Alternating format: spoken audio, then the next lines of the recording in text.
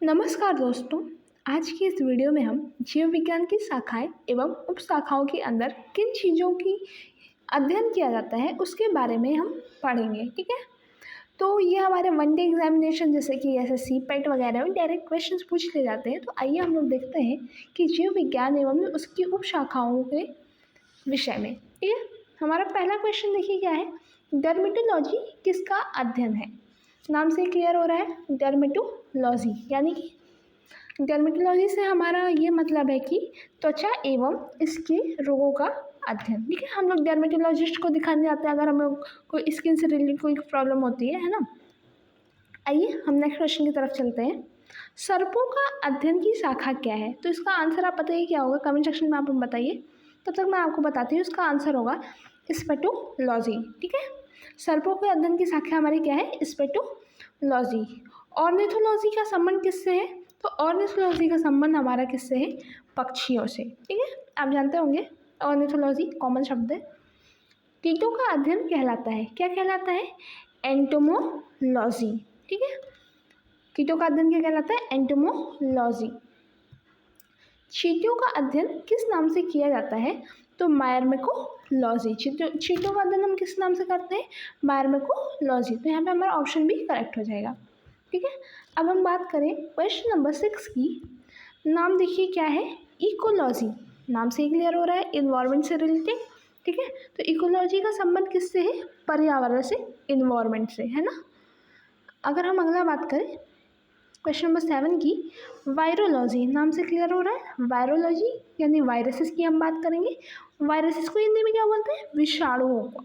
ठीक है, तो वायरोलॉजी के अंदर हम किसके अध्ययन करते हैं, विषाणुओं का, है ना। पैथोलॉजी, ये तो बहुत कॉमन है, इसको आप लोग आंसर कीजिएगा कमेंट सेक्शन में। आइए हम लोग मूव करते हैं नेक्स्ट क्वेश्चन में। ठीक है, मायोलॉजी किससे संबंधित है ना।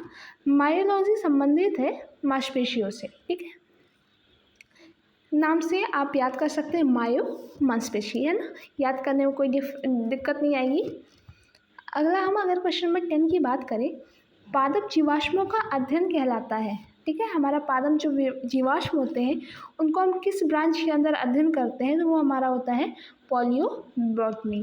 क्या होता है, पॉलियोबॉटनी। जूलॉजी बहुत कॉमन सा क्वेश्चन है, इसका अध्ययन किसका अध्ययन करती है, तो जूलॉजी जो है हमारे जीव जंतुओं का अध्ययन करती है। ठीक है, अगर हम बात करें क्वेश्चन नंबर 12 की, एथोलॉजी, है ना। एथोलॉजी किसका अध्ययन करती है, जीव जंतुओं के व्यवहार की। ठीक है, आप ऐसे याद कर सकते हैं, एथोलॉजी यानी एथिकल यानी कि हमारा बिहेवियर, है ना, तो जीव जंतुओं के व्यवहार से, है ना। बायोनॉमिक्स की अगर हम बात करें तो बायोनॉमिक्स, है ना, तो इसका हमारा संबंध होता है जीवधारियों का पर्यावरण से संबंध। ठीक है, ऑस्टियोलॉजी का संबंध किससे है, नाम से थोड़ा आप गेस कर सकते हैं, ऑस्टियो यानी कि अस्थियाँ। ठीक है, ऑस्टियोलॉजी में हम लोग किसकी स्टडी करते हैं, अस्थियों की, है ना। अगर हम क्वेश्चन नंबर 15 की बात करें, लिथियोट्रिप्सी, है ना, आप इसको थोड़ा कनेक्ट कर पा रहे होंगे, लिथियो मतलब पत्थर, ट्रिप्सी मतलब तोड़ना। तो चिकित्सा की वह प्रक्रिया जिसमें पथरी को तोड़ा जाता है उसको हम कहते हैं लिथोट्रिप्सी। ओके, इंपॉर्टेंट क्वेश्चन है, इसको थोड़ा मार्क कर लीजिएगा, स्टार मार्क कर लीजिएगा। अगर हम अगला क्वेश्चन की तरफ चलें, पेडोलॉजी में हम किसका अध्ययन करते हैं या फिर ये किससे संबंधित है ना, तो ये है हमारी मृदा से, पेडोलॉजी मृदा। आप इसको कैसे याद करेंगे, ठीक है, नाम में देखिए पेड़ों, है ना, तो हम इसको ट्रीज यानी पेड़ को कंसीडर कर सकते हैं, है ना।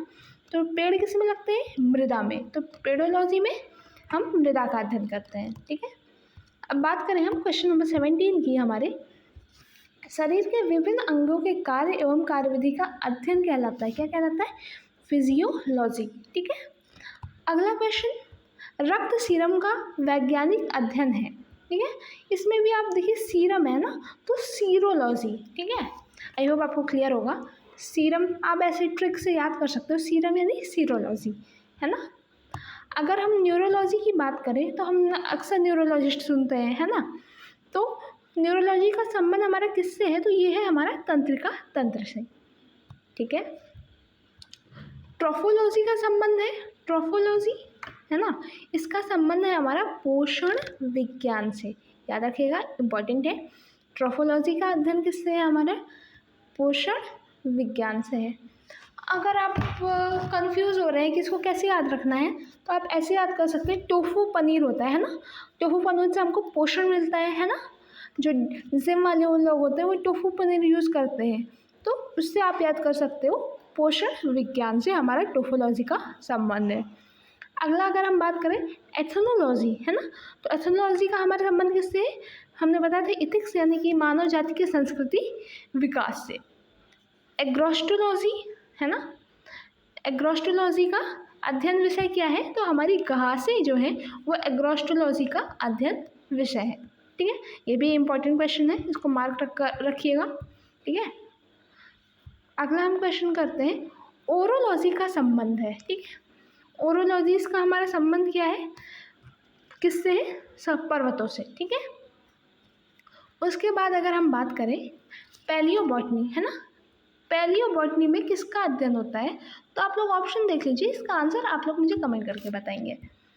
अब हम अगली बात करते हैं, फिजियोलॉजी का मुख्य अध्ययन है, तो क्या है, शरीर की कार्य प्रणाली।